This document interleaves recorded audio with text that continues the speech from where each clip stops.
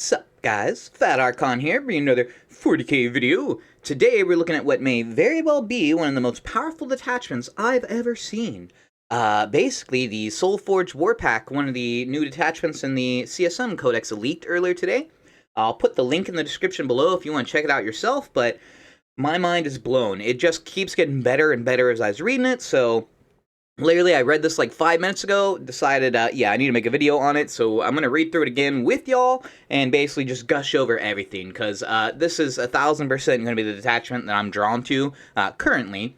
It's insane as well, like, the other detachments they previewed on Sunday, like, those already look fantastic as well.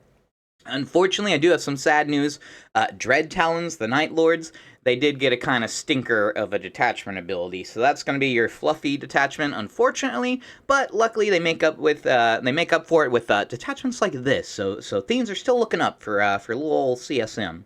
As always, please consider liking and subscribing if you guys enjoy the video, and feel free leave some comments below on what you think of this. If you agree that this might be one of the more powerful detachments you've seen.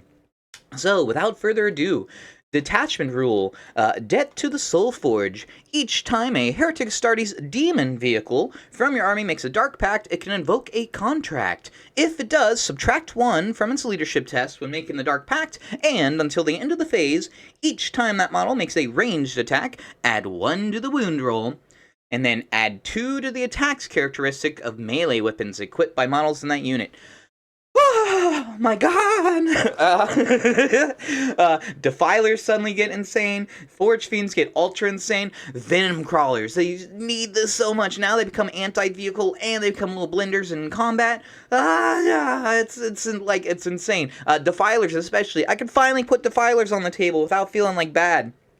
Please, God, GW, tell me you gave him toughness 11, and we're gonna be sitting pretty. This is insane. Now, sadly, it does only affect demon vehicles, but you're gonna find out in a short bit that there's ways to make even Vindicators get +1 to wound, and I guess +2 melee attacks. That wouldn't help there.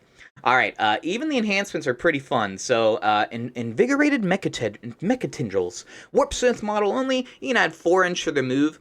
That's okay, actually. That's totally serviceable. If it's cheap, then yeah, I would like that for a 10-inch move. That way I can guarantee you get the +1 hit aura that he adds on in the healing, assuming they didn't change that. +1 to wound, +1 to hit, guys. +2 melee attacks. So, like, already we're looking damn spicy. By the way, you would 1000% run a bunch of Warpsmiths with this detachment, and hopefully Vashtorr. I am excited to see Vashtorr's rules. Alright, next up we got Tempting Addendum. Heretic Astartes model only. Each time in a demon vehicle within your army, within 3 inches of this bearer, makes a Dark Pact. If it suffers 1 or more mortal wounds as a result of that Dark Pact, add 1 to the number of mortal wounds. And then, until the end of the phase, each time that model makes an attack, you can re-roll the hit roll. Again! It gets insane. And it's a 3-inch bubble, so castle builds are still a go, guys.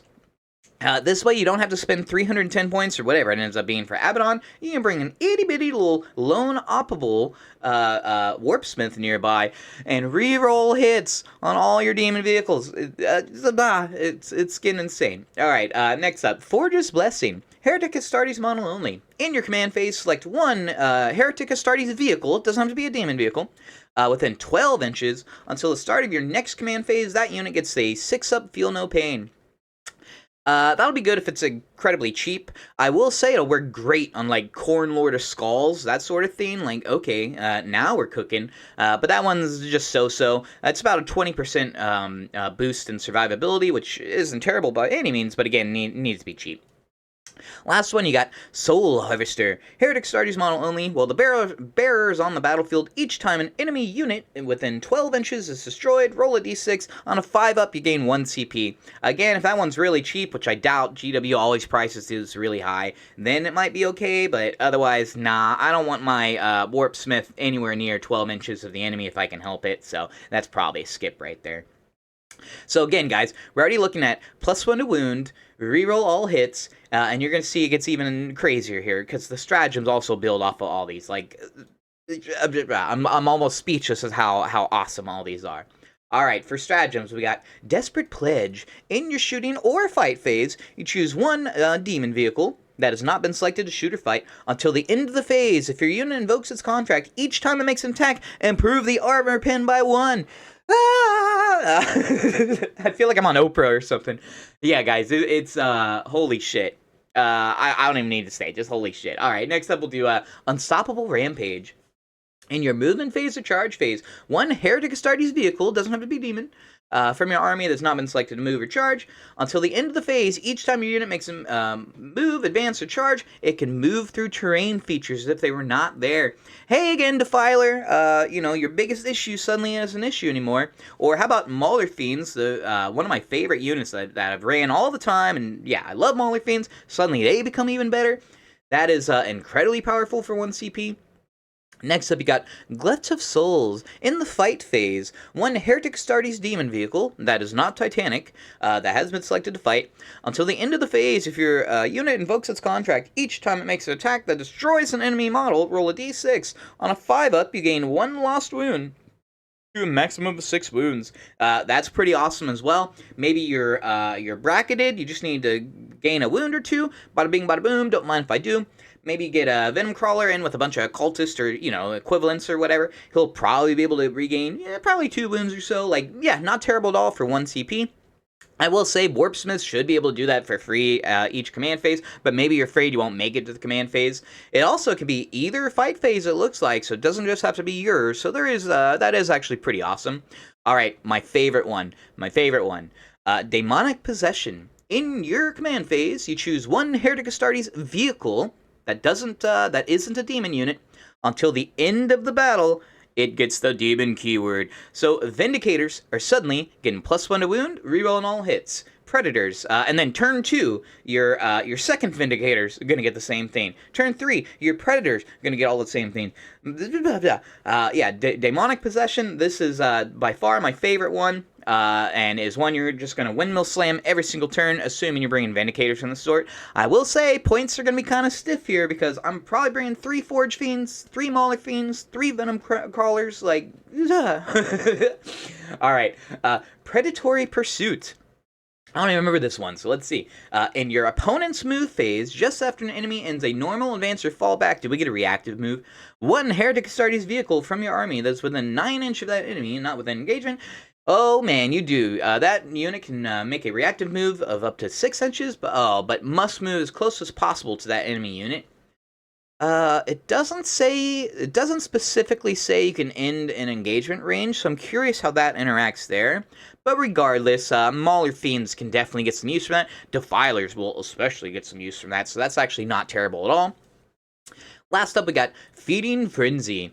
Your opponent's movement phase, when an enemy unit, excluding monsters and vehicles, is selected to fall back. You can target one Heretic Astartes demon vehicle that is within engagement range of that unit. Until the end of the phase, each time an enemy unit, excluding monsters and vehicles, that is within engagement range of your unit falls back, all models in that unit must take a desperate escape. When doing so, if that unit is battle shocked, subtract 1 from each of those tests. So, I wish it worked on monsters and vehicles, but there will be times when that's actually pretty awesome.